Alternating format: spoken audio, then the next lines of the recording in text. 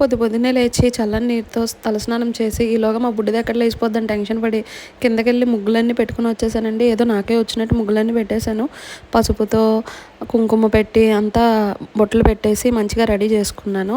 ఈలోగా పళ్ళెంకి బొట్టులు అవి పెట్టేసి అందులో పసుపు కుంకుమ అక్షితలు వేసి తెప్ప వదలడానికి అన్నీ రెడీ చేసుకున్నా అండి. నేనైతే 33 ఒత్తులు ప్లస్ 2 ఒత్తులు కొబ్బరి చెప్పుల్లో మొత్తం 35 పెట్టాను. 31 నెలంతా చేసినందుకు. దాని తర్వాత 2 గంగాదేవికి, 2 విఘ్నేశ్వరుడికి అని సమర్పించానండి. సమర్పించిన తర్వాత తులసమ్మకి అలాగా తులసమ్మ దగ్గర కూడా 365 ఒత్తులు పెట్టేసి పూజ చేసుకున్నాను.